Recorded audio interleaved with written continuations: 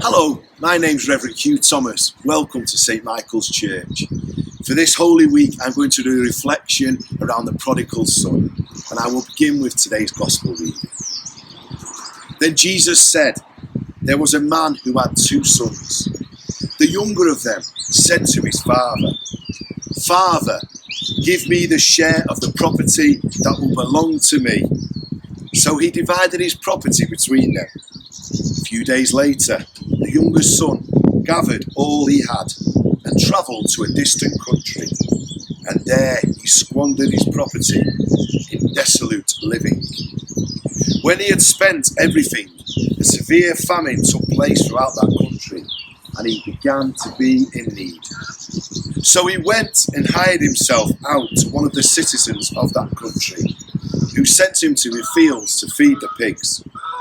He would gladly have filled himself with the pods that the pigs were eating, and no one gave him anything.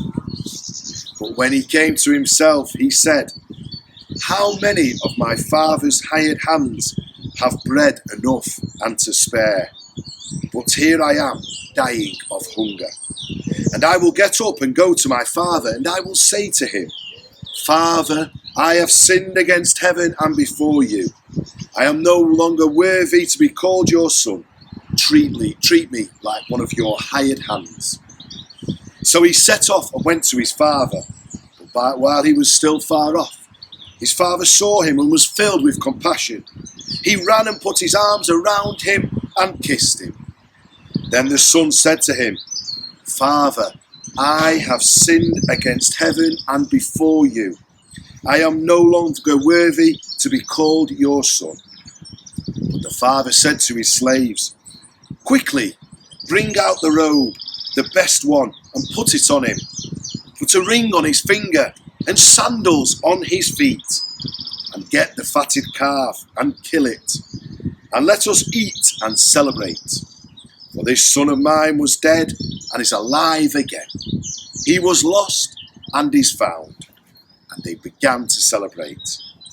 Now his elder son was in the field, and when he came and approached the house, he heard music and dancing.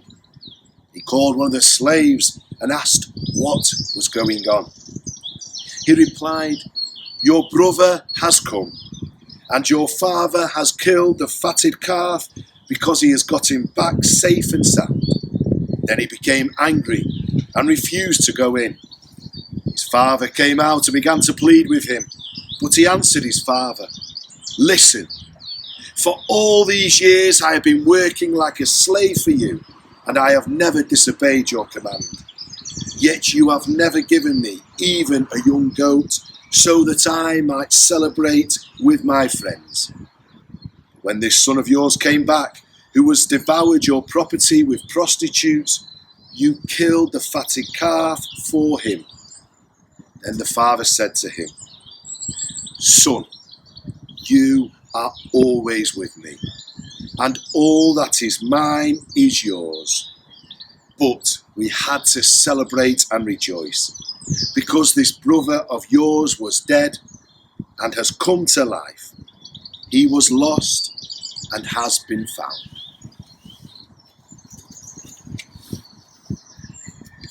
As we heard today's passage, I have to reflect and look at the times in my own life when I've taken my lot for granted. Whether it be my wonderful parents who have done so much to love and support me over the years, despite the times I've let them down or failed them. Or maybe the fact that I've never had to worry where my next clean glass of water comes from or my next meal. And yet maybe this is exactly how the son felt in the story we heard today. Maybe he took so much for granted and went on his merry way without a care in the world. It wasn't, however, until the wheels came off and he squandered all his money and there was a severe famine that he realised he needed help. I heard it said recently that most people are only 3 pay packets off being homeless. The massive increase on homelessness today through this pandemic certainly backs up this case. Yet, there's a temptation, just like the Son, to only return to the Father when the wheels truly come off. Yet, and maybe this is our challenge here today, maybe we should seek God out when things are also going fine in our lives too. For we never truly know when we need God in our lives. And just maybe if we search in our hearts of hearts, that moment might be right now.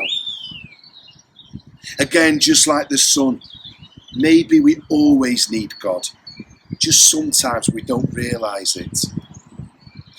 God is waiting for each one of you here today. Hopeful that this could be the day you'll choose to share the most wonderful gift the world has to offer. Jesus went to the very end of existence, willing to die in order that you would see God face to face. And death did not have the final word. This Easter, if you haven't already, why not give God a go in your life? And just maybe you will find something more beautiful and wonderful than you ever thought was possible. Now, I can't stand here today and promise being a Christian is an easy answer. Far from it. For following Christ is at times really scary, and we face real challenges as Christians.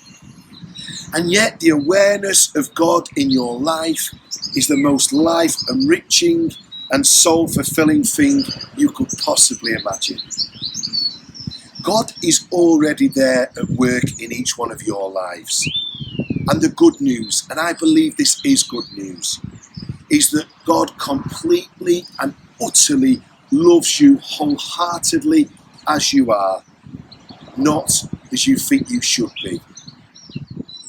God is not after angels.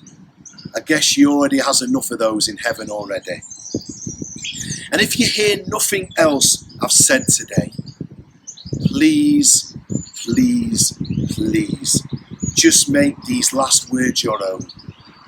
You may not believe in God, but God truly believes in you. Amen.